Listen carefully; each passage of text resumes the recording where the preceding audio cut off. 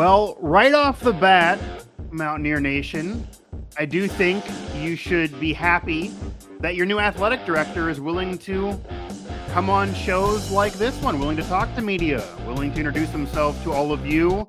It's not always the case around the country, so that's already a plus. I am Mike Asti, and of course, this is WV Sports Now. Cover the Mountaineers here, and of course, that means covering the football team, men's basketball, all through Mountaineer athletics, all of which is now under the purview of Wren Baker, the new athletic director. I was able to meet him at his introductory press conference on Monday, ask some questions there. I know he's been doing the media car wash, but happy to have you on with us, Wren. So first off, how has your first week been as athletic director of the Mountaineers? I got some questions here for you for sure, but I want to start you off with just how's that first week been, and what would you say is something that maybe has surprised you about West Virginia, about WVU, about the athletic program, about the fans, whatever.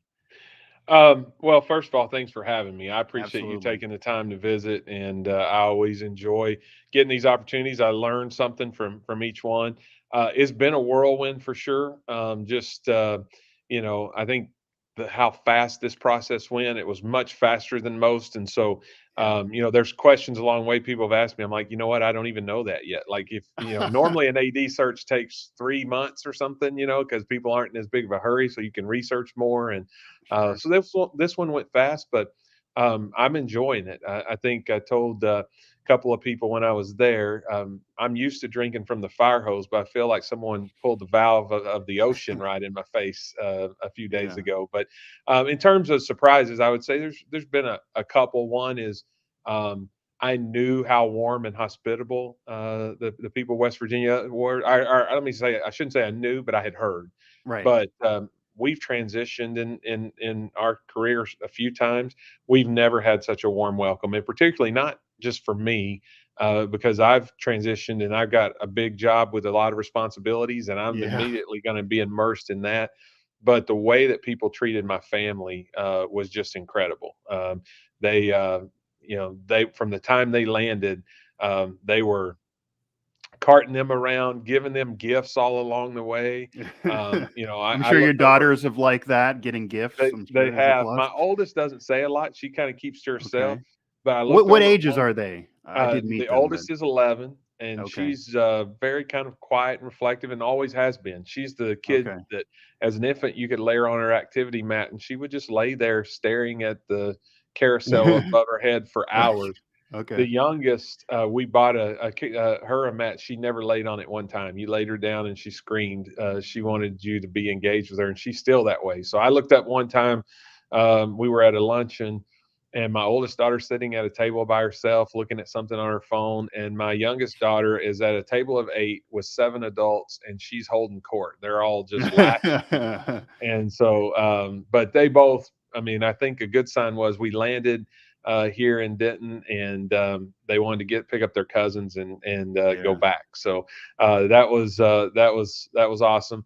And then I think the other thing is just the true passion and statewide interest in following. I've had so many texts and calls and outreaches and Twitter messages, and I haven't been able to Yeah. get to all of them, but it's really pretty incredible. I think at one time I had over 1,000 unreturned texts, and so Wow. I got Yeah. smart. I would stay up. I haven't I been saw you sleeping well. replying to some today. I did actually see that. So that Yeah, yeah. it makes sense.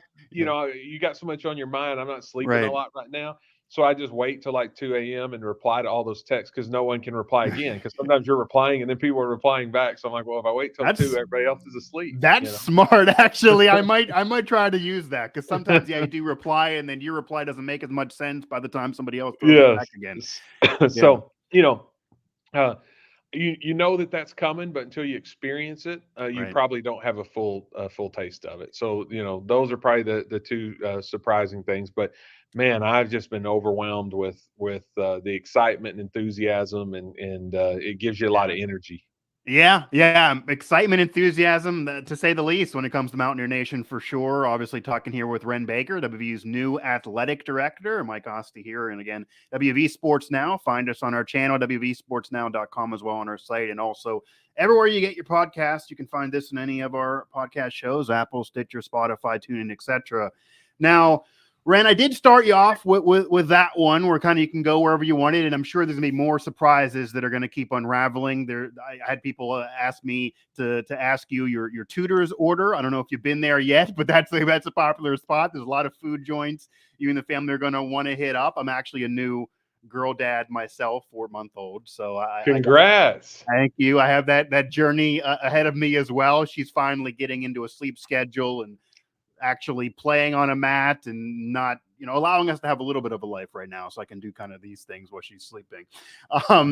But I do also want to now pivot into something that was brought up at the Monday press conference that kind of has had some, I guess, backlash since. This was just a comment that President Gordon Gee said in terms of the expectations for the football program. Obviously, coming off a 5-7 season, that's not anyone's expectation. That the football program, Coach Neal Brown, they're all going to admit that was the case. That is the case. Obviously, 3 lose. I don't know how much you've looked into it, but the football program had 3 losing seasons from '99 to 2018, and they've had 3 of the last 4 years. So obviously that does need turned around. But there was a comment that President Gee did mention about pride in the season despite the 5-7 record. Now I know what he meant because the schedule was not easy by any means, and it could have been a 2-win season. And certainly when you're losing to finish the way they did and to have that turnaround is a positive thing.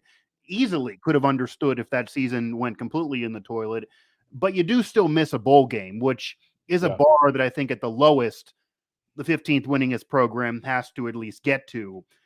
And there were some people that, well, how could you be prideful in a 5-7 season? So, what is your response to that comment, to the 5-7 season, where expectations are for you where they should be? What just your thoughts initially on what Mountaineer Nation should expect from the football program to be able to say this was good, this was not? Because I think that's also a pretty solid debate that I don't think fans are on the full same page on. Yeah. During the Rich Rodriguez days, the landscape totally different than college football now. You're going to have an increased playoff system coming up of 12 teams, even though you only have 4 now. There's some that want to win the conference every year. There's some that are certainly a bit more reasonable. There's some that got to at least get a bowl game. There's some that understand the schedule. I've been trying to write about it and talk about it, but I don't think everyone's on the same page. So just for you, what are the expectations and how do you respond to 5-7 and having pride in that when obviously the fan base isn't happy with 5-7? Yeah. I think it's totally possible to be disappointed in the results of a season and be proud of the student athletes and even the coaches to a certain degree. And I think that's what President Gee was pointing to. 5-7 is not what we expect. It's not what Coach Brown expects. It's not what our student athletes expect. It's not what President Gee expects. Certainly, you could have an outlier with a season like that because you had injuries or it was one of those where things piled up on you. But that's not the expectation. But you can still be proud of the way that student athletes competed, didn't quit, fought through adversity, and I believe those are the things he was pointing to. In addition to the stuff that people don't see as much, but I feel is just as important: academic success, Right. their personal growth and development, not being in the newspaper for the wrong reasons, and so Yeah. I knew what he meant there. And if you go back and you watch the entirety of his comments, it's more or less what he said. Yeah. It's just that became a snapshot that People like to do that, that that. in this day and Yeah. age when clicks are the way that a Yeah. lot of media is measured, and Yeah. honestly the way a lot of them get ultimately can monetize their whether it's I can't lie. It's a digital outlet that I'm running right now. So absolutely, yeah, yeah. I know. So I think but I think that's you hit on it. We're a program that should be a factor in the race for conference championships. And that doesn't mean you're going to win it every year. And that doesn't mean that there won't be some years where you have catastrophic injuries, and we all know how important a quarterback is, for instance. Right.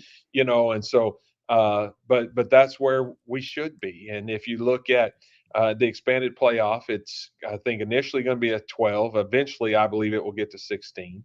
Okay. There's 130 FBS teams, so that puts you kind of in the top 10%. Yeah. And we ought to be able to be right in that contention, and that's the goal, and that's as we get there, that'll be what we're looking to do. But initially, what I want to do is come in with Coach Brown and do everything we can to make sure that he has everything he needs to work with. Our student athletes have access to everything that they need, and that we're in it together. And Right. so, that's what's really important, especially for me coming on. I have not yet got a chance to evaluate any of the things that we do. I can look at stats in the scorebook, but that Sure. doesn't tell the full Yeah. story. There's 365 days of work that goes into those 12 results that people see on Saturdays. And so, Yeah. I think it's important to get in there and do a very thorough review of all those little things. Yeah, and I hope to have you on maybe at this point at the end of next season, and we can look back, and you'll have much more of an accurate interpretation of what did go on. I guess the follow up then is, obviously it's no secret as well, the program was evaluating whether or not to retain head coach Neal Brown after this past season, because it's not year one, it is year four, 3 out of 4 losing seasons, only the one bowl win, and this being 5-7. Again, he's not happy, no one's happy. So they did go through that evaluation process, did decide to retain him. And that obviously did polarize the fan base. You come on as the AD in the midst of that. But for you, and again, I know you're just getting your feet wet now, is there, because we're talking expectations, is there a wins bar? Does it matter how the season goes? What are you looking for in this evaluation of this next season of Coach Brown, of his staff, of the football program, so that maybe the program's not at this situation again, or if it doesn't go well, maybe less debate exists and then you have to move on. What exactly are, because I guess it's a vague Yeah, thing that people maybe aren't understanding. Like, what are you, if you miss a bowl game next year, is there a chance the coach could actually yeah. come back, or do you got to get there? What are you looking for? I think for me, I've never been one to throw out a win total, Okay. because if you do that, you could meet that win total and still not feel good about where you're at. And then, your coach is like, "Well, you told me if I won this many Right. games, we would be fine." And we did Um, actually hear from your predecessor, Shane Lyons. He did actually admit that going into the season, they did actually have a win total of 8 wins they thought they could get to. So we now have heard a win total that was thought yeah, of going into last season. Maybe that, he didn't yeah, say that before the season, but that did exist. Maybe for good yeah. or bad, we now know that win total, which is Yeah, good. I mean, we've had some good seasons and some tougher seasons here at North Texas. I just have never wanted to put it in terms of a win Right. total because there's Right. just so many things that you can't control. Sure. Like, um, 5-7 is 5-7, but we were 2 or 3 plays away at WVU from that looking a little different. Yeah. And so, do those 2 or 3 plays really change how the program is being ran on a day to day basis and where we're at? Well, they change it from a perception standpoint, but they probably it doesn't necessarily mean much difference. And so, I think you back yourself into a corner with a win total, and you might fall one short of that win total, or you may exceed it by one and Right. still feel differently at the end of the year. And so I just have never believed in that. I think that goes back to managing towards just an outcome or result and not enough attention on the day-to-day process that goes on. And so, and I've been consistent about that at every level of college athletics with every sport. Let's go and talk about how we do things day to day. How do we recruit and market this program to student athletes? How do we onboard student athletes? Right. What does our nutrition program look like? Is there synergy between nutrition, sports medicine, and strength and conditioning? Because those are all different, but they're all intertwined. Um, and those are the kind of the little nuanced things that I really want to focus on. I understand. Coach Brown understands. President Gee understands. This is a results oriented business. I just believe if you come in and focus on the processes that you're using to get there, that the Sure. results will take care of themselves. My experience has been that's the way it is more times than not. Now, I said this in my press conference. I like to keep things relatively simple. This is a complex job, but I try to explain it in simpler Yeah. terms.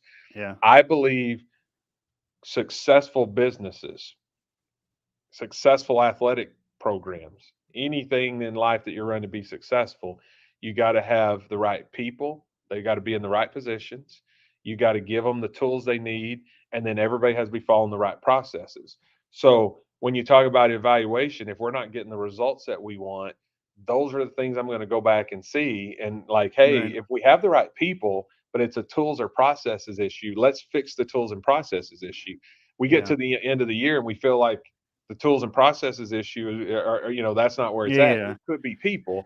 And so I And you also get. don't want a situation where if you start out 0-1 in the season, everyone's like, "Oh my God, now Yeah, we're mathematically we got to get to this, and we're already down behind the 8 ball," and then that's how it unravels because you're just incredibly stressed out. So I do yeah, get and that. listen, I'm a fan of teams, and so like when I'm a fan, I get to be a fanatic and Yeah. and crazy and yell, and Right. I fire coaches at halftime when I'm watching games on TV.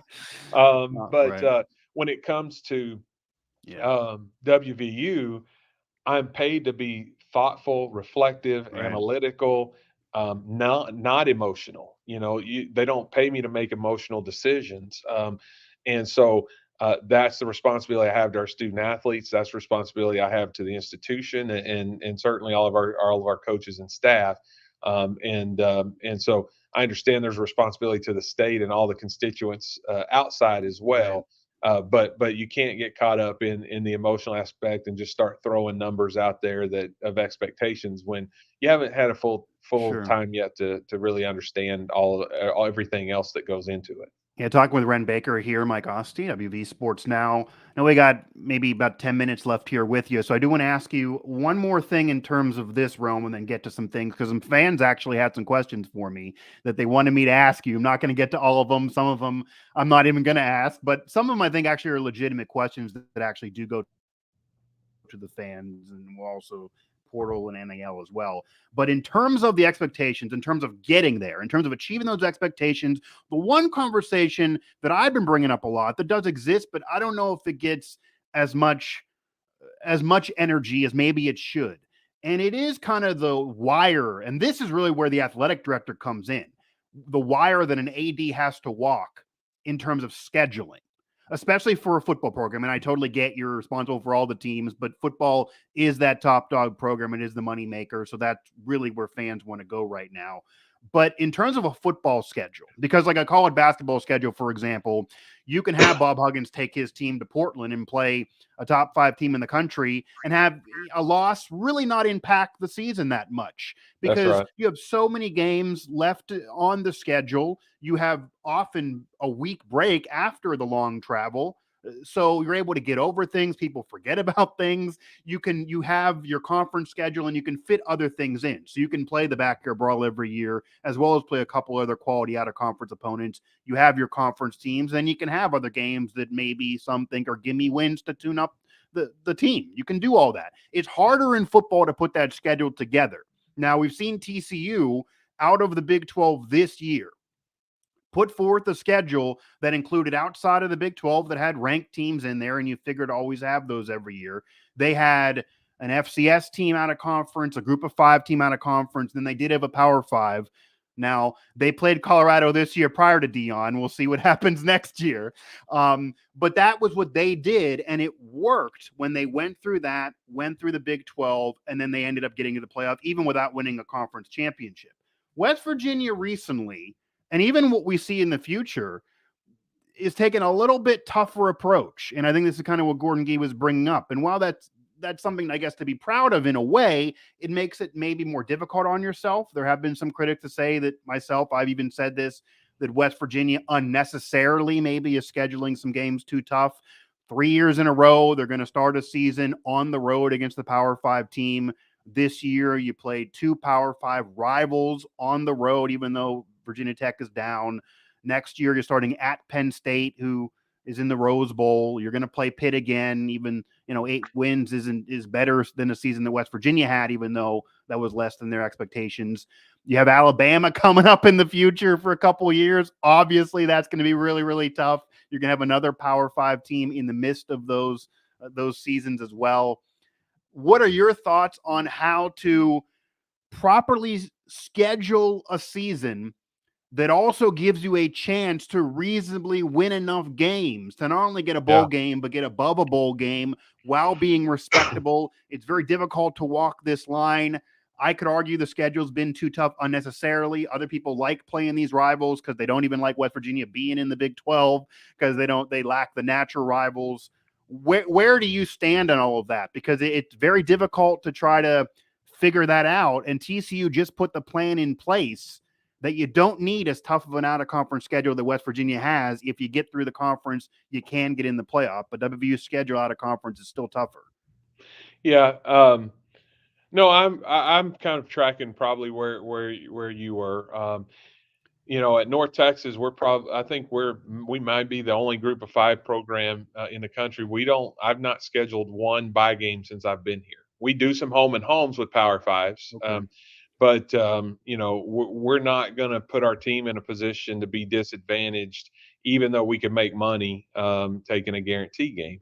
Right. And so we've cleared a few off the books since I've been here, but we've not scheduled one. We have home and homes with Texas Tech, with Cal Berkeley, with Colorado, with Okay. Missouri, with Baylor. And we've been able to get those in part because people want to come to Texas to recruit, and that's an advantage. But I understand what was probably going into the scheduling of some of those contests. When you're in a conference that doesn't lend itself necessarily to geographic rivals, Right. you're trying to drum up some of that interest. But the reality Did is, get on national TV a lot. I mean, that would yes, be that's yes. a positive. Yeah. But the reality is the Big 12 is a extremely difficult conference. People can talk about Big 10 and SEC, and at the top end, Yeah. those conferences are. I mean, it's as evidenced by how many national championships in a row one of those two has won. Yeah. But um, the reality is every other conference has teams that are also 75 and below in terms of their analytical ratings. So when I'm evaluating our programs in North Texas, I usually will go and I'll go look at the Sagarin, the SP Plus, ESPN's FPI, the Massey, all of those different indexes. And I'm a spreadsheet nerd kind of, and I plug them Okay. in and do a composite. And I looked at this, and the Big 12 is the only conference where everybody is in the top 50. Yeah. And so, if you look at statistically, looking at those analytics, our team was not much different than Pitt's, but our records are different. Right, or like Maryland is for Yes, geographically another yes, example. They're in a bowl game. They played 2 FCS teams out of conference. West Virginia played 1. You look at yeah, Michigan, you bring up the Big 10. They're in the playoff. Obviously, when you beat Ohio State the way they did, you're going to get in. They're undefeated. But out of conference, something to be a little yes. desired there. Yeah, and it's made worse by the fact that we're the only conference I think right now that's playing 9 conference games, and so you're Right. in the toughest conference from top to bottom, and then you're playing 9 conference And games on no top of that. divisions, but the others are Yes, doing that now. But the Big 12's been 1 versus 2 for years now. yes, So you don't yes. have the cushion of winning a weaker division. That's Right. right. And so, I do think we have to schedule in a way that allows us to have success. And that can include one regional Power Five rival. I know how the fans feel about both playing Pitt and hating Pitt. I've learned that Right. very quickly. I'm not the Right. smartest guy, but I'm a That's quick study. important. Yeah. And but I think beyond that, you've got to try and set yourself up. That FCS game is important because it ensures that you always have at least 6 and a lot of times 7 home games. Right. But then we need to have a game that we feel good about winning. It's going to be really hard if you come out of 9 conference 1 and 2, and so that's something we're going to look at as I onboard and figure out. How do we schedule in the future? Because these games are all scheduled out. But I also, know that. can Right. we move some Right. things around even in the short term that Right. gives us a better chance to be successful? And the other thing beyond the regional rivalries, there was a time when strength of schedule was the talk of the town. But with the playoffs expanding, that's going to be less important. Yeah. And then with the Big 12 being so good, I don't think you got to worry about strengthening your schedule through that non-conference piece. Yeah, it does appear that even with Oklahoma and Texas leaving and the teams that are coming in, at minimum, if you go through the conference schedule and do well there, you have a chance at 2 to 3 rank wins at minimum. And this year would have been more. TCU with 5 wins against ranked teams when they played them this year, all in conference. I So think I went back. I ran the Big 12, both the current membership when I looked at these leagues and with the yeah, new membership. Even with the new membership, I think Houston's composite score in my analytics was 56. So it's okay. still, I mean, um, there is no teams that are 80, 90. I mean, Yeah, and 2 years ago, Houston was a much better team than this past season. yes, So yes, that things could always flip on a dime as well. One thing, as I segue, that can flip on a dime is how you rebuild a roster nowadays that wasn't maybe the case in the past. We've seen Bob Huggins, for example, adapt despite maybe being against the portal years ago, speaking against it, and now adapting and adjusting, bringing a whole new starting 5 off the portal that's looking like a much better Mountaineer basketball team. Football wise, though, it's an animal, to say the very, very least. West Virginia has had some losses. I don't honestly think the portal madness that a lot of West Virginia fans are predicting doomsday off 5-7 has occurred. A lot of the players weren't starters. They're looking for more playing time. Maybe like JT Daniels lost starting jobs, etc. Those are more reasons. But what are your thoughts on the portal in general, NIL, how to handle all of that, relationship with Country Roads Trust, which is certainly involved in a big deal for West Virginia, how you think the program has done portal wise? Because 2 years ago, they did lose a lot of players, a lot of key players, not maybe the case right now, but you never know. We yeah, could get off the air here and we could have a couple more announcements. It's hard to cover all of this. You're basically following Twitter and Instagram for what these kids are going to do. And the one end of the coin is it's only kind of fairing up how it was in the past, where a coach could leave recruited these kids and then they would get screwed and have to sit out if they were only there for that coach. But now, even with these windows being put in place, it does seem like it still kind of turns off some fans. It's hard to know who's on these teams. You can use it to your advantage, but it's also a disadvantage. And then you have players that are maybe going to schools because of the money, because of yeah, NIL. They're taking a deal one place versus the other. And actually, I don't know if you're aware of this, but this actually does connect to me being out of Pittsburgh media. Rodney Gallagher, who right now is West Virginia's top commit of the 2023 class, which is part of maybe a selling point of keeping Neal Brown. He was the first player in Pennsylvania to take an NIL deal while still a high school student. So he yeah. currently has an NIL deal before he's walking on your campus. So he's going to pick up more. I mean, you keep picking up these deals, he might end up with more of an income than some people that are working at WVU. How does that work for you? How do you figure all of that out? What are your thoughts on all of that and trying to marry that together? I know you did well financially with boosters and NIL at North Texas, but this is a bigger league situation, and it's Yeah. only getting crazier despite people trying to put tightened windows on it. Yeah, I mean, I'm probably in line with a lot of people who are concerned about the situation only because I think the beautiful thing about college athletics is it teaches life lessons, how to work within a team, how to, yes, you can have personal goals, but how you have to pursue team goals. Your personal goals can't come at the expense of team goals, perseverance, and battling adversity. And so taking IL out for a second, just the portal, I do think lends itself sometimes for people to hit reset when they might be better off if they learn to fight through something. Um, but they're also adults, and it's really hard to be in a position where you're telling young adults that they don't have the same rights that their coaches or staff may have. So I don't see that winding back, and it really puts the burden on us to help them grow and mature quickly and understand that there are lessons you go through as a freshman or sophomore that make you the player that you want to be as a junior and senior. And to show them a great experience, to show them that we love them, that we care about them. It's not just about performance. It's, that we value the person over the player. Right. And those are the things that you have to do to help retain. In terms of NIL, I think that's also one that, you have to play by the rules of engagement, and the rules of engagement right now are that NIL is very much a part of the competitive environment.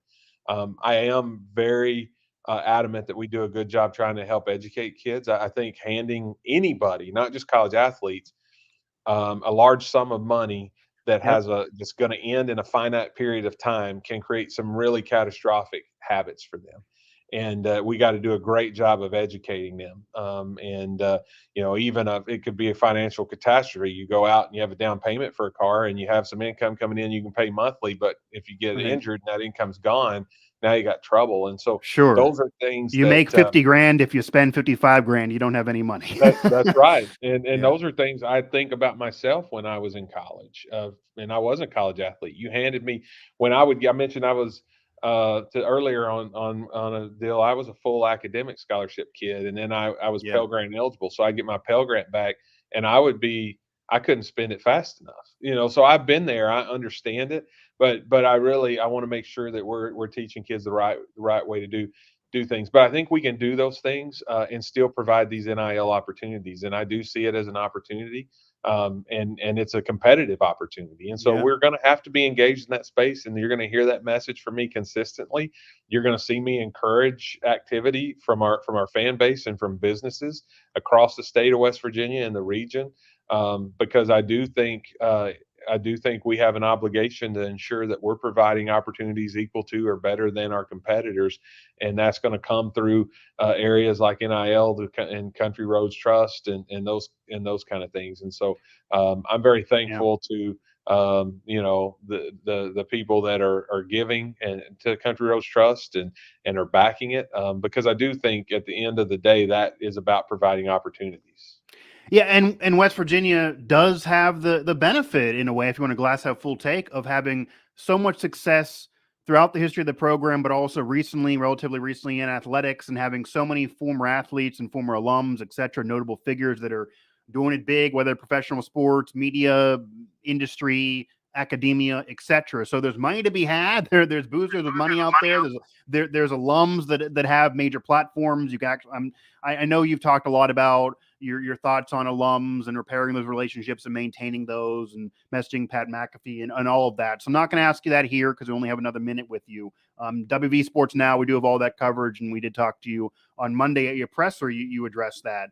But that all exists. So that also can be a major benefit to the program as well once things are turned around and keeping those relationships moving. What I do want to ask you before I do get you out of here is something that a lot of fans are asking that I know that you did at North Texas in terms of, this is really about the fans now, the student fans, in terms of the student seating for basketball, for football, and where you placed them to try to make sure it was the most fan engagement that you possibly could get. There are some West Virginia fans that were telling me they're not too thrilled with where they are seating, especially on the upper level. Because if you look at the football field at Milan Pushkar, I know even when I was a student, there is lower level and upper level. And when you're a freshman, your priority is lower because you haven't been accruing going to games. You're going to get upper. Maybe you're more rowdy than maybe the seniors who are kind of done with school, but you're Yep. way up high. And then basketball wise, there are some fans that even would rather be behind the hoop. I know a lot of former players, current players. Eric Stevenson on the team now has been vocal on this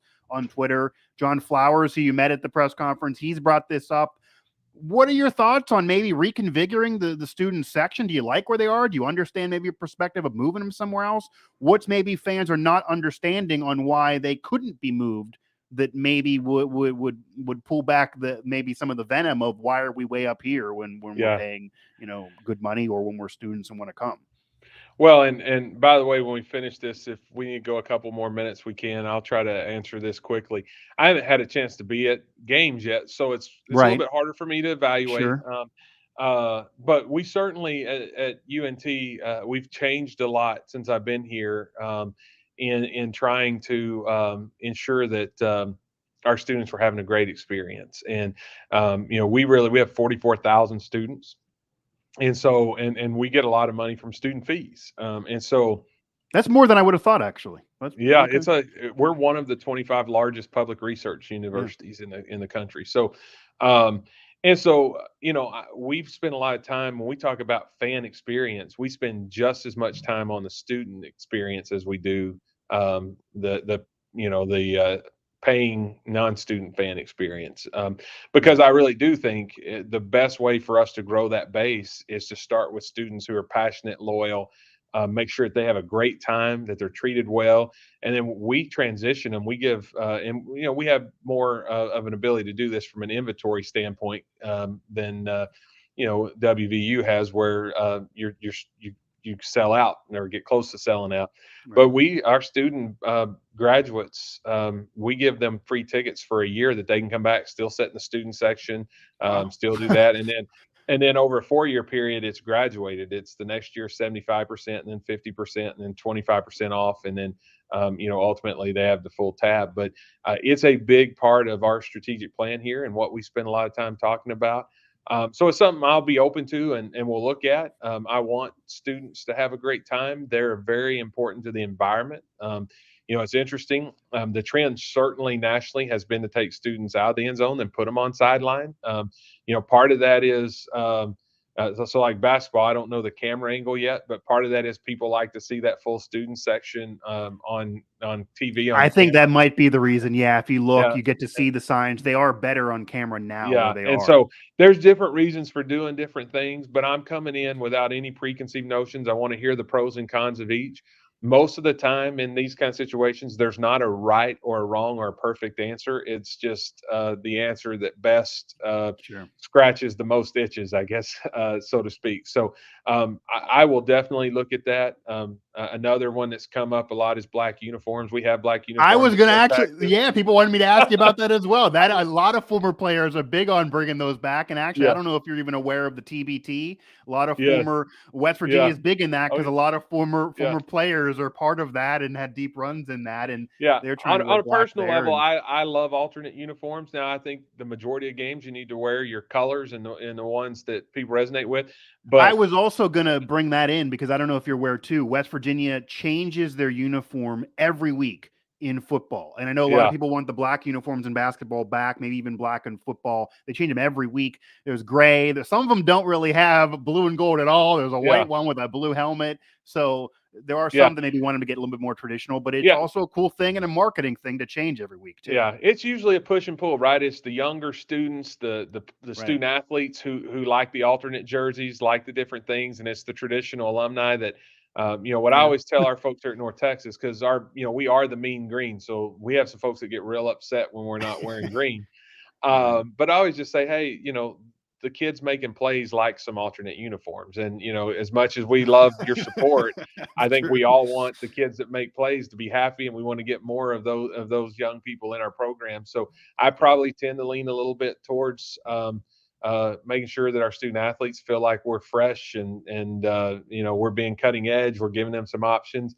I'm not committing to anything, but I think people will find that I like marketing's been a big part of my background. I like to try some different things. Okay, Wren Baker here, Mike Asti, WV Sports Now. One last one. This will be fun. And I actually heard something about you that I don't know if is true or not, because this also might connect if you have any more conversation with Pat McAfee, by the way, if he responds to you, if you guys talk. Maybe you want to bring this up. I don't know if you watched him when he was at WrestleMania, when he had a match at WrestleMania, and obviously he's a big pro wrestling fan, WWE contract as well. I heard that you are a pro wrestling fan as well, and you did some things at North Texas that involved the pro wrestling route outside of even just conventional wrestling at the school. So is that true at all? Separate from that, is there anything that you'd want Mountaineer Nation or anybody at all to know about you, Wren Baker, that they don't already know, that they maybe couldn't find in a Google search about your, I said this to you at the press conference, I think your story could be a Disney movie, going from grad Yeah. assistant to admin to North Texas and now WVU. But anything that people don't know that you want people to know, and then is the pro wrestling fandom thing true? And you definitely want to bring that up to Pat McAfee if that's the case. Yeah, no, I love pro wrestling and always have. So I grew up, like as you know, in rural Oklahoma. We didn't have cable TV, and we couldn't afford satellite. And it was the old Okay. school satellites. The people that had those was the big one, and so all you could get was what you could get over the air through an antenna. And so we only really got 2 channels at my house. And so the only sporting event that was consistently available was pro wrestling. And so growing up, that was my brother and I both picked wrestlers, and we would watch the matches, then reenact it. We had twin beds, and we would take the mattresses, put them in the floor, and Okay. so I grew up a big fan. We definitely have used pro wrestling here. It connects with the fans here. If you're familiar with the Von Erich family, two of Yeah. them played sports here. Right. They're from Denton originally, if you go Okay. back. Yeah. Yeah. And then Stone Cold That's old Steve school. Austin played football here. Yeah. And so, Right. so there was a natural connection there. And we did the first ever pro wrestling event at a game. So we had a big set of matches after the game, but we did a match at halftime. Okay. And we got a huge billing out of that. I think we figured we sold another 5,000 or 6,000 tickets just because we added the wrestling to it. You could spot the wrestling fans, by the way, and I say that as one.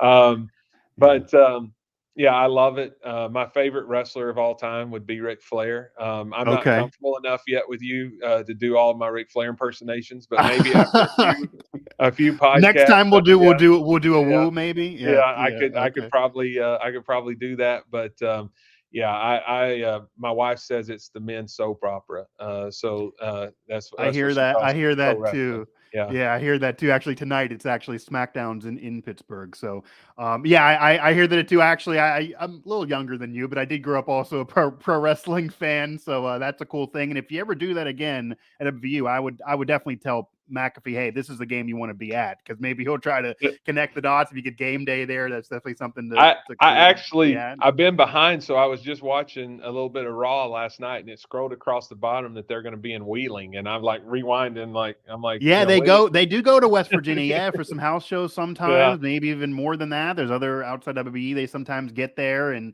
yeah, that's definitely something to keep note. And McAfee was at WrestleMania. Think about that. yeah, Who else has an alum no that is doubt. performing? Yeah, so that's a big deal. And I will tell you that at a TV station I worked at, myself and a couple colleagues, just middle of the newsroom, sometimes would do the two claps and a Ric Flair woo thing. And Yeah, a lot of people would be annoyed they didn't know what we were doing, but it was a cool thing that we were into at the time.